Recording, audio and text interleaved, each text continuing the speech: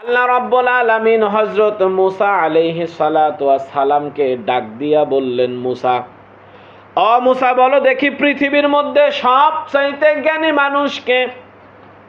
আল্লাহর নবী মুসা বললেন, পৃথিবীর মধ্যে মনে হয় সবচাইতে জ্ঞানী মানুষ আমি।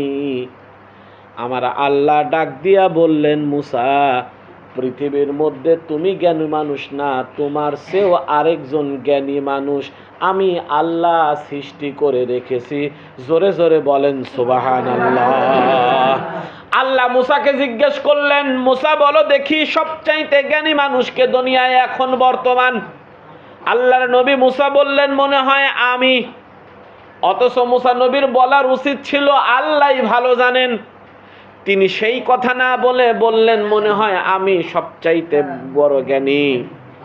আল্লাহ বললেন, মুসা রে, তুমি সবচাইতে বড় জ্ঞানী না, তোমার চাইতেও বর্তমান দুনিয়াতে আমি আরেকজন জ্ঞানী মানুষ তৈরি করে সৃষ্টি করে রেখেছি। ওই মানুষের সন্ধান পাওয়া যাবে 7 সমুদ্র 13 নদীর নিচে। ওর নাম হলো হযরতে খিজির আলাইহিস সালাতু ওয়াস সালাম। সুবহানাল্লাহ। আল্লাহ মুসাকে জিজ্ঞেস করলেন, মুসা বলো দেখি জ্ঞানী মানুষকে? মুসা নবী বললেন যে আমি তো নবী, তাহলে মনে হয় আমি সবচাইতে জ্ঞানী।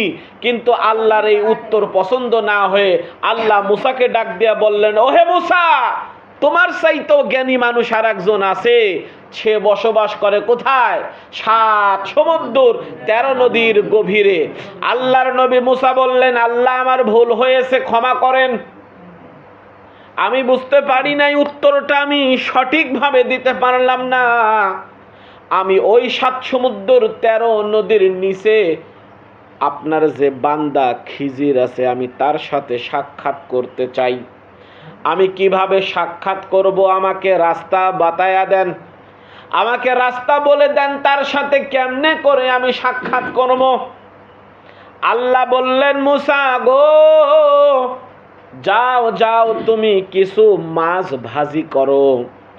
মাছ ভাজি করে মাছটা তুমি তোমার থলের মধ্যে রাখো।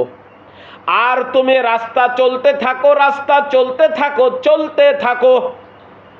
ওই যেইখানে গিয়া ভাজা মাছ তাজা হয়ে পানির ভিতরে চলে যাবে, তুমিও সেই জায়গায় পানির ভিতরে যাইবা।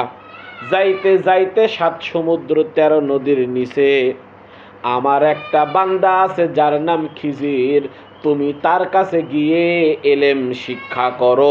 জোরে জোরে বলেন না সুবহানাল্লাহ। আল্লাহর নবী মুসা বললেন, আল্লাহ আমি সেইখানে যাইতে রাজি আছি। সুবহানাল্লাহ পড়েন। কারণ হলো মুসা বলছেন যে আমার চাইতে জ্ঞানী ব্যক্তি, তার কাছে বিদ্যা আছে, এলেম আছে, জ্ঞান আছে, আমি জ্ঞান শিখতে চাই। ওই জন্য তিনি একজন সাথীকে সাথে নিলেন, আর কিছু মাছ তেলে ভেজে মাছটা তিনি তিনার ব্যাগের মধ্যে নিলেন।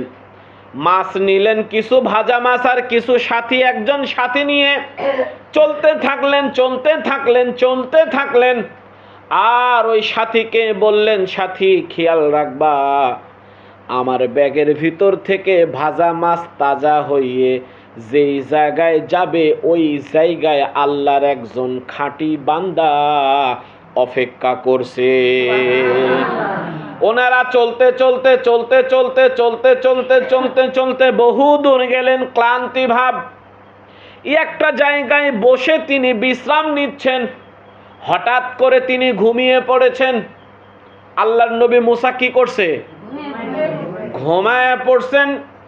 আর হঠাৎ করে ওই ব্যাগের ভিতর থেকে, থলের ভিতর থেকে ভাজা মাছটা তাজা হইয়া আস্তে করে সমুদ্রের ভিতরে চলে গিয়েছে। ওই পাশে যে সাথী ছিল উনি দেখতে পেয়েছেন, কিন্তু কিছু বলেন নাই। যে আল্লাহর নবী ঘুমের মধ্যে আছে, ঘুমটা আমি ভাঙাবো না। ঘুম থেকে যখন উঠবে আমি তখন বলবো যে মাছ এখানে গিয়েছে। আল্লাহর নবী মুসা ঘুমালেন, ঘুম থেকে উঠলেন। ঘুম থেকে ওঠার সাথে সাথে তার সাথীকে বললেন, চলো। সাথীও সাথে সাথে আল্লাহর নবী মুসা আলাইহিস সালাতু ওয়াস সালামের সঙ্গে চলছে, কিন্তু মাছের কথা বলতে তিনি ভুলে গিয়েছেন। অনেক দূর যাওয়ার পরে হযরতে মুসা ব্যাগের ভিতরে তাকিয়ে দেখে মাছ আর ব্যাগের মধ্যে নাই। আল্লাহু আকবার। সাথীকে জিজ্ঞেস করলো, কি গো সাথী, মাছটা কোথায় গেল? তখন সাথী বলে, হুজুর আমার ভুল হয়েছে, ওই যেই জায়গা আপনি রেস্ট করেছেন ওই জায়গায় থলের ভিতর থেকে মাছ বের হয়ে নদীতে চলে গিয়েছে।